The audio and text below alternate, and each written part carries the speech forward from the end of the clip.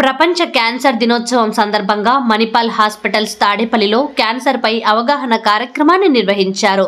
ఈ కార్యక్రమానికి Vijayawada police commissioner SV Rajasekhar Babu IPS, Guntur SP S Satish Babu హాజరై క్యాన్సర్ అవగాహనపై ఏర్పాటు చేసిన సభలో మాట్లాడారు. క్యాన్సర్పై అవగాహన పెంచడం, క్యాన్సర్ను త్వరగా గుర్తించి చికిత్స అందించడం, అధునాతన చికిత్స విధానాలను ప్రోత్సహించడం వంటి విషయాలపై ప్రజలకు అవగాహన కల్పించడమే లక్ష్యంగా ఈ కార్యక్రమాన్ని నిర్వహించినట్లు నిర్వాహకులు తెలిపారు. యునైటెడ్ బై యూనిక్ అనే థీమ్తో జరిగిన కార్యక్రమంలో ప్రముఖ ఆంకాలజీ నిపుణులు, క్యాన్సర్ నుంచి కోలుకున్న రోగులు, ఆసుపత్రి సిబ్బంది పాల్గొన్నారు. ఈ కార్యక్రమానికి మణిపాల్ హాస్పిటల్స్ వైద్యులు doctor Sudhakar Kantipudi, doctor Krishnareddy, doctor Sravan Kumar, doctor Dharmendra, doctor Dinesh Reddy, doctor Ramakrishna, doctor Sridivya సంధానకర్తలుగా వ్యవహరించారు. అనంతరం విజయవాడ పోలీస్ కమిషనర్ రాజశేఖర్ బాబు, మణిపాల్ వైద్యులు డాక్టర్ కృష్ణారెడ్డి మీడియాతో మాట్లాడారు.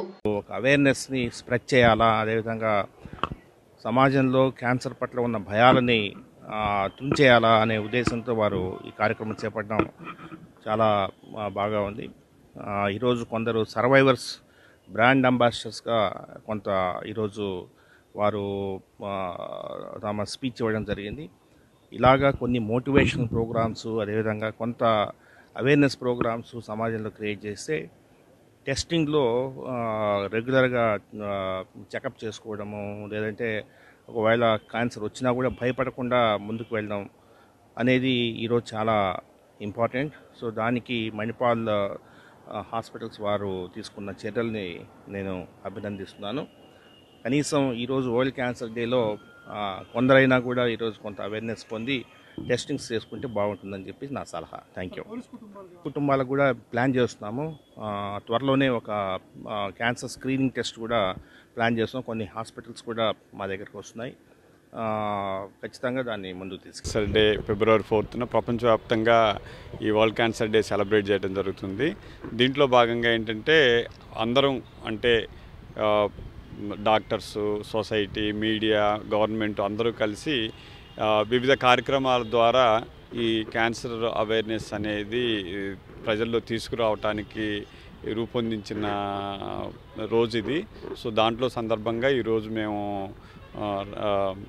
సిపి సార్ రాజశేఖర్ సార్ని, సతీష్ సార్ని, గుంటూరు ఎస్పీ సార్ని, తర్వాత మా సర్వైవర్స్ని వీళ్ళందరినీ పిలిచి మా కన్సల్టెంట్ తోటి ప్రోగ్రాం నిర్వహించడం జరిగింది. దీంట్లో భాగంగా వారి స్టోరీసు, వాళ్ళ సక్సెస్ స్టోరీస్, వాళ్ళు ఆల్రెడీ ఈ జబ్బు బారిన పడి దాని నుంచి బయటపడ్డ వాళ్ళ విజయగాథల్ని ప్రజలకు తెలియచేయటం ద్వారా ప్రజల్లో భయం పోగొట్టి వాళ్ళు ముందుకు వచ్చే విధంగా చేయడానికి ఒక ముఖ్య ఉద్దేశంతో ఇలాగా చేయటం జరిగింది. సో ఈ విషయం మీ ద్వారా అందరికీ చేరవేయాలన్నది మా ఆకాంక్ష. సో టిప్స్ ఒకటి, మనకి మోస్ట్ ఆఫ్ ద క్యాన్సర్స్ రావడానికి మెయిన్ కారణం ఏంటంటే స్మోకింగు. పొగాకు ఏ రూపంలో తీసుకున్నా కూడా అది క్యాన్సర్ రావడానికి అవకాశం ఉంది. సో చుట్టైనా, బీడీ అయినా, సిగరెట్ అయినా, తంబాకు అయినా, లేకపోతే నస్యం ఏదైనా సరే పొగాకు ఏ రూపంలో తీసుకున్నా కూడా దానివల్ల క్యాన్సర్స్ వచ్చే అవకాశం ఉంటుంది. సో అందుకని పొగాకుకు దూరంగా ఉండాల్సి ఉంటుంది. సో తర్వాత ఆల్కహాల్ వల్ల కూడా క్యాన్సర్స్ ఉంటాయి. ఈ ఆల్కహాల్, స్మోకింగ్ ఈ రెండు కలిసి చేసే వాళ్ళకి ఇంకా రిస్క్ ఎక్కువగా ఉంటుంది. ఇవి కాకుండా ఏంటంటే ఇన్ఫెక్షన్స్, మెయిన్గా ఏంటంటే హ్యూమన్ ప్యాపిలోమా వైరస్ ఇన్ఫెక్షన్ వల్ల దాదాపుగా 70% సర్విక్స్ క్యాన్సర్స్ ఈ వైరస్ వల్ల వస్తూ ఉంటుంది. సో మనకి ముఖ్యమైన విషయం ఏంటంటే ఇప్పుడు దీనికి టీకా అందుబాటులో ఉంది. ఈ టీకాని ఇప్పుడు పోయిన సంవత్సరం central government finance minister Nirmala Sitharaman గారు కూడా ఈ ప్రజలందరికీ మన యూనివర్సల్ ఇమ్యునైజేషన్ ప్రోగ్రాంలో భాగంగా ఈ హ్యూమన్ ప్యాపిలోమా వైరస్ వ్యాక్సినేషన్ కూడా పెట్టి అందరికీ, ఆడపిల్లలందరికీ వ్యాక్సిన్ చేయించాలని ముఖ్య ఉద్దేశంతో వచ్చారు. ఈ వ్యాక్సిన్ చేయటం ద్వారా ఈ సర్వైకల్ క్యాన్సర్ ఇన్సిడెన్స్ అనే దాన్ని మనం తగ్గించడానికి అవకాశం ఉంది. కానీ ఒకటేంటంటే ఈ వ్యాక్సిన్ చేసినా కూడా మనం స్క్రీనింగ్ టెస్ట్ సర్వైకల్ క్యాన్సర్ ఖచ్చితంగా చేయాల్సి ఉంటుంది. ఎందుకంటే 70% సర్వైకల్ క్యాన్సర్సే ఈ హ్యూమన్ ప్యాపిలోమా వైరస్ వల్ల వస్తాయి, మిగతా 30% వేరే కారణాల వల్ల వస్తాయి. సో ఇవి టీకా చేసుకున్నంత మాత్రాన ఈ స్క్రీనింగ్ ప్రోగ్రాం ఆపకూడదు. అందరు మహిళలు మ్యారేజ్ తర్వాత ప్రతి 3 సంవత్సరాలకు ఒకసారి ఈ ప్యాప్స్మియర్ టెస్ట్ అనేది చాలా సింపుల్ టెస్ట్, అది ప్రతి గైనకాలజిస్టు మారుమూల ప్రాంతాల్లో ఎక్కడ గైనకాలజిస్ట్ అందుబాటులో ఉంటే వాళ్ళంతా చేయగలుగుతారు. అది ఖచ్చితంగా చేయించుకోవాలి. తర్వాత ఏంటంటే బ్రెస్ట్ క్యాన్సర్, మహిళల్లో ఎక్కువ మంది బారిన పడేది బ్రెస్ట్ క్యాన్సర్. సో దీనికి స్క్రీనింగ్ టెస్టులు అందుబాటులో ఉన్నాయి. సింపుల్ మ్యామోగ్రామ్ టెస్టు 40 సంవత్సరాలు దాటిన వయసు నుంచి సంవత్సరానికి కానీ 2 సంవత్సరాలకు ఒకసారి కానీ ఈ మ్యామోగ్రామ్ టెస్ట్ చేయించుకోవాలి. 70 సంవత్సరాల వయసు వచ్చే వరకు చేయించుకోవచ్చు. అట్లనే మధ్య మధ్యలో వాళ్ళు మ్యామోగ్రామ్ చేయించుకోవడానికి వచ్చినప్పుడు డాక్టర్ చేత రొమ్ము పరీక్ష చేయించుకోవటం. సో వారు సొంతగా రొమ్ము పరీక్ష చేయించుకోవటం అనేది నెలకు ఒకసారి చేయించుకుంటే సరిపోతుంది.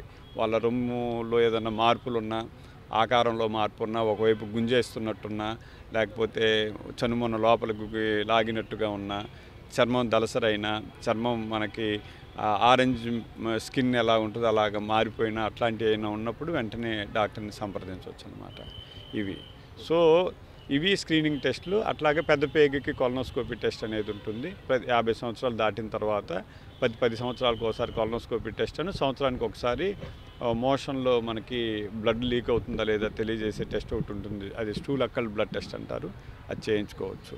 ఇంకా ముఖ్యంగా ఏంటంటే మన ఏరియాలో ఎక్కువగా ఈ గుట్కాలు, పాన్ పరాగు అలవాటు ఎక్కువ కాబట్టి నోటి క్యాన్సర్స్ కూడా స్క్రీనింగ్ టెస్టులు చేయించుకోవాలి. ఎస్పెషల్లీ వాడే వాళ్ళకి ఏంటంటే నోట్లో ఎర్రమచ్చలు, తెల్ల మచ్చలు ఉంటాయి. లూకోప్లేకియా, ఎరిథ్రోప్లేకియా అంటాం. ఇవి క్యాన్సర్కి ముందు దశలో ఉన్నాయి అన్నమాట. అట్లాంటివి ఉన్నప్పుడు వెంటనే డాక్టర్ సంప్రదించి అలవాట్లు మానుకొని దానికి తగిన సూచనలు, ఎన్ని సలహాలు పాటిస్తే అది క్యాన్సర్లోకి మారకుండా చూసుకునే అవకాశం ఉంటుంది. టీకా ఇప్పుడు మనకి హ్యూమన్ ప్యాపిల్లోమా వైరస్కి మ్యారేజ్ ముందు వరకు వేయించుకోవచ్చు సార్. మ్యారేజ్ అయిన తర్వాత ఏంటంటే ఈ ఇన్ఫెక్షన్ బారిన పడే అవకాశం ఉంటుంది హ్యూమన్ ప్యాపిల్లోమా వైరస్ వల్ల. పాశ్చాత్య దేశాల్లో ఏంటంటే 9 నుంచి 14 సంవత్సరాలు అని ఎందుకంటారంటే 14 తర్వాత వాళ్ళు టీనేజ్లోకి వచ్చిన తర్వాత వాళ్ళకి స్నేహాలు, తర్వాత వాళ్ళకి ప్రీమ్యారిటల్ సెక్స్ ఇవన్నీ వాళ్ళ సొసైటీలో అలా దానికి అనుగుణంగా ఉంటుంది కాబట్టి వాళ్ళు ఆ యాక్టివిటీస్ మొదలవక ముందే వాళ్ళు 9 నుంచి 14 సంవత్సరాల వయసు అని చెప్పడం జరిగింది. మన భారతదేశం ఇంకా మనం అంత దూరం వెళ్ళలేదు కాబట్టి మ్యారేజ్ వయసు వచ్చే వరకు, మ్యారేజ్ వరకు ఈ వ్యాక్సిన్ చేయించుకోవచ్చు. రకరకాలు ఉంటాయి. ఒకటి 4 స్ట్రైన్స్ ఉండేవి, 9 స్ట్రైన్స్ ఉండేవి, అలా ఉంటాయి. 2 కానీ 3 డోసులు కానీ డిపెండింగ్ ఆన్ ద వ్యాక్సిన్ మనం ఏది తీసుకునే దాన్ని బట్టి అది చేసుకోవాల్సి ఉంటుంది. క్యాన్సర్లో ఉండగా పాలు ఇవ్వటం అనేది వద్దని చెప్తాం. సో దానికి వేరే కారణాలు ఉంటాయి. ఒకటి ఏంటంటే రొమ్ము క్యాన్సర్ వచ్చినప్పుడు క్యాన్సర్ ట్రీట్మెంట్ నడుస్తూ ఉంటుంది. సో క్యాన్సర్ ట్రీట్మెంట్ నడుస్తూ ఉంటుంది కాబట్టి దాంట్లో భాగంగా ఇప్పుడు మనం ఇచ్చే కీమోథెరపీ మందులు కానీ ఇంకోటి కానీ పాలల్లో వచ్చే అవకాశం ఉంటుంది కాబట్టి ఖచ్చితంగా వద్దని చెప్తాం. ఆ ట్రామా నాకు ఏం నేర్పిందంటే ఇంతకుముందు భూతంలా భయపెట్టే చాలా పెద్ద విషయాలు నాకు ఇప్పుడు చిన్నగా ఉన్నాయి. మా పిల్లలు అంటారు, ఏంటమ్మా అంతా ఎక్స్క్యూజ్ చేసేస్తున్నావేంటి, నువ్వు అలా క్షమించేస్తున్నావేంటి నిన్ను బాధ పెట్టిన వాళ్ళు. అవును, క్షమిస్తాను.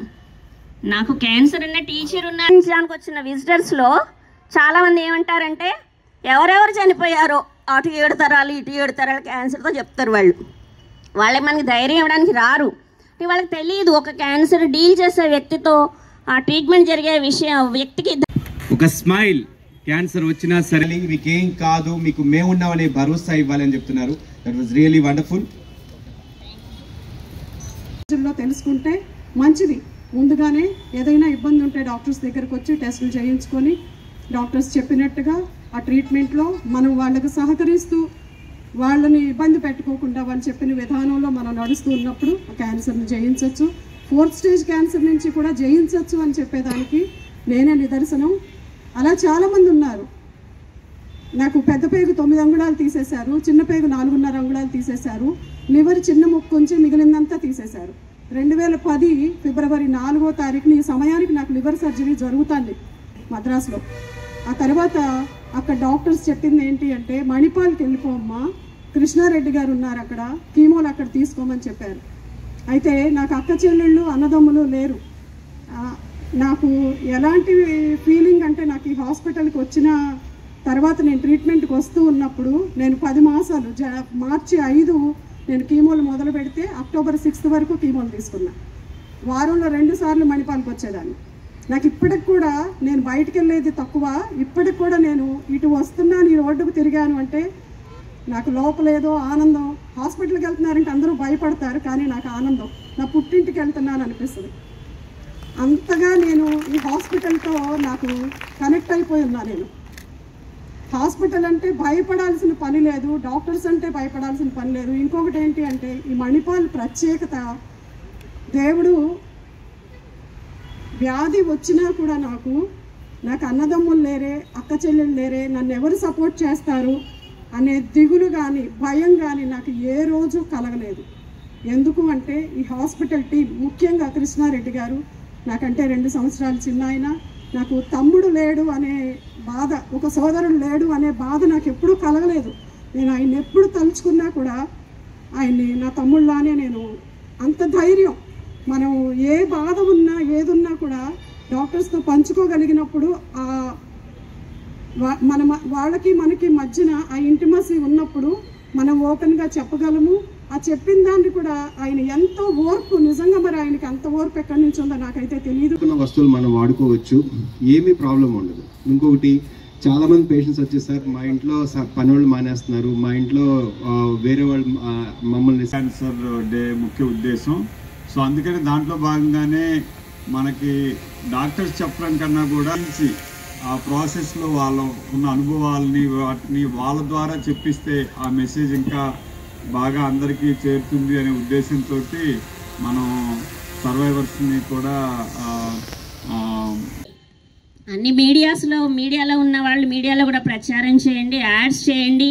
క్యాన్సర్ అనేది మృత్యుకి గంటిక కానే కాదు, మహమ్మారి కానే కాదు. మళ్ళీ ఎక్కడెక్కడి నుంచి ఫోన్స్ వస్తూ ఉంటాయి, మేడం మీ నెంబర్ ఇచ్చారండి అంటే వాళ్ళకి నేను ధైర్యం చెప్తానమ్మా, నా వీడియోస్ పంపనా, నేను నా పిల్లలతో ఎలా డ్యాన్స్ చేస్తున్నాను, ఎలా బుర్రకథ చెప్తున్నాను, ఎలా తోట పని చేస్తాను అని వాళ్ళకి నా పిక్చర్స్ పంపిస్తూ ఉంటాను. వాళ్ళ తర్వాత అంటారు, మేడం మీరు ఇచ్చిన సపోర్ట్ అసలు చాలా గొప్పదండి, నేను ఏడుస్తూ ఉన్న మనిషిని ఏడవడం మానేశాను. ఇంతెంత పిల్లలకి వస్తుంటే నీకు 50 ఏళ్ళకి క్యాన్సర్ వస్తే నువ్వు ఏడవడం ఏంటి, నీ లైఫ్ సగం అయిపోయింది కదా.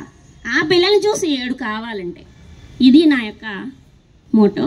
థ్యాంక్ యూ సార్, నాకు ఇలా మాట్లాడే అవకాశం